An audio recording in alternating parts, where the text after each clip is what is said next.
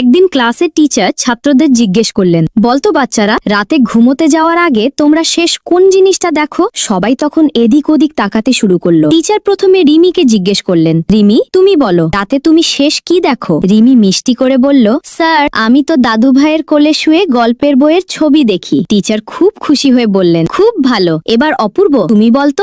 অপূর্ব মাথা নিচু করে বলল, স্যার আমি তো শুয়ে শুয়ে ঘরের সিলিং এ একটা মাকড়সার জাল দেখি। এরপর টিচার ক্লাসের সবচেয়ে দুষ্টু ছেলে রাজুকে জিজ্ঞেস করলেন, রাজু তুমি তো সারাদিন দুষ্টুমি করো, তুমি রাতে শেষ কি দেখো? রাজু একটু ইতস্তত করে বলল, স্যার আমি তো রাতে শেষ যে জিনিসটা দেখি সেটা আমার বিছানার পাশেই থাকে। টিচার আগ্রহ নিয়ে বললেন, ও সেটা কি, তোমার জল খাওয়ার গ্লাস নাকি খেলনা? রাজুর উত্তরটা শুনে আপনার হাসি থামাতে পারবেন না। তবে তার আগে ছোট্ট একটা চ্যালেঞ্জ। আজ সেলিব্রিটিদের জন্য নয়, নিজের মায়ের জন্য কে এই ভিডিওটা 3 সেকেন্ডের মধ্যে লাইক আর চ্যানেলটা সাবস্ক্রাইব করো, আর কমেন্টে চোখ বন্ধ করে লিখো, মা যে লিখবে তার মা বাবার বয়স 100 বছর বেড়ে যাবে। তারপর রাজু মাথা চুলকে বলল, স্যার আমি তো ঘুমোতে যাওয়ার আগে আমার হাতে থাকা মোবাইল ফোনের স্ক্রিনটা দেখি, যখন ওটা মুখ ফসকে একদম আমার নাকের ওপর পড়ে যায়।